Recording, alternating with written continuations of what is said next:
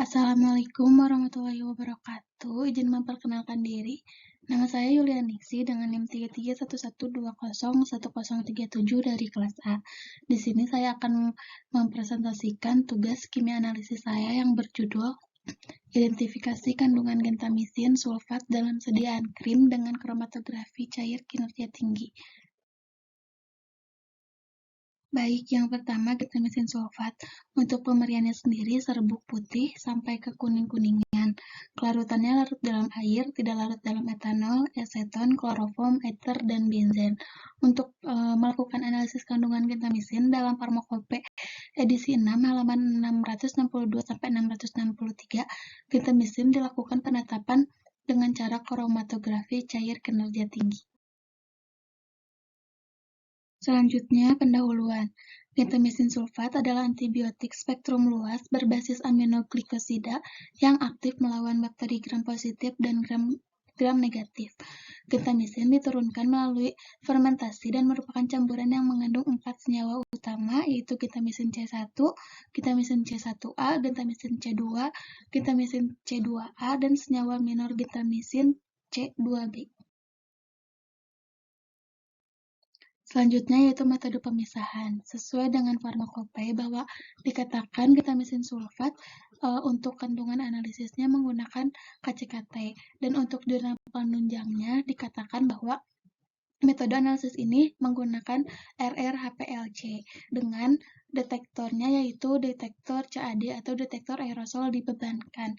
Mengapa? Karena gentamisin sulfat ini senyawa yang sangat polar dengan kelarutan air yang tinggi, kelarutan yang sangat rendah di bagian besar pelarut organik, dan semuanya memiliki kromofor UV yang lemah. Sebab itu, detektor yang digunakan yaitu detektor aerosol dibebankan atau CAD. Selanjutnya ada preparasi sampel. Untuk pelarut dan pembanding yang digunakan dalam fase gerak A adalah asam heptafluorobutirat berbanding air banding asetonitril dengan perbandingan 0,025 banding 95 dan berbanding 5. Dan digunakan dalam fase gerak B adalah asam trifluoroasetat berbanding air berbanding asetonitrit dengan perbandingan 1 banding 95 banding 5. Perbandingan fase gerak yang sangat berair 95% pada kalau fase terbalik dapat menyebabkan hilangnya fase gerak. Karena itu, ada pencucian di akhir yaitu di menit 33 sampai menit 48 yaitu dengan air berbanding asetonitril dengan perbandingan 20 berbanding 80. Untuk waktu gradiennya dari 33 sampai 48 hanya untuk pencuciannya saja. Jadi, tidak diperlukan akurasi data. Yang selanjutnya yaitu hasil dan pembahasan. Kromatogram diperoleh dengan menggunakan HFBA 0,025% dalam air berbanding asetonitril 95 banding 5 sebagai fase gerak A dan 1% TFA dalam air berbanding asetonitril 95 banding 5 sebagai fase gerak B. Waktu kerja kromatografi adalah 33 menit dan diikuti oleh langkah pencucian kolom dengan air berbanding asetonitril 80 berbanding 20. Untuk kromatogramnya sesuai dengan gambar. Untuk yang A ini adalah standar referensi, dan yang B campuran standar yang mengandung gentamisin sulfat, deoksistreptamin sulfat, garamin sulfat, dan sisomisin sulfat. Untuk kromatogram representatif, untuk yang A ini pengencer, yang B placebo, krim Celistoderm V, dan yang C sampel krim Celistoderm V. Seperti yang dapat dilihat dari kromatogram placebo di gambar, tidak ada gangguan dari matriks krim Celistoderm V ketika ekspresian dari fase air di LSU pada volume kosong dan tidak mengganggu gentamisin dan zat terkaitnya. Yang selanjutnya itu dilakukan validasi.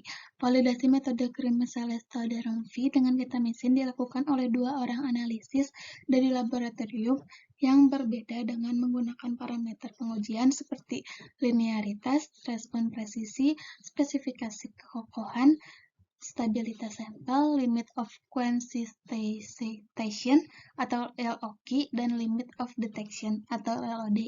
Yang pertama dilakukan linearitas. Linearitas area puncak dari gentamisin C1A individu diplot terhadap konsentrasi yang sesuai.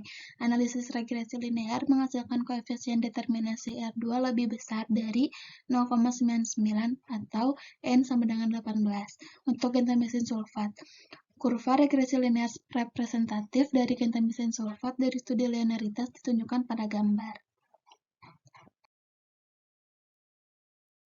Yang selanjutnya itu dilakukan batas deteksi atau LOD dan batas kuantitasi atau LOQ.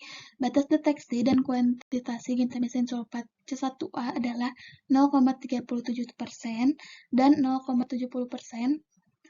Masing-masing konsentrasi analitik gentamisin sulfat 0,5 mg per mili.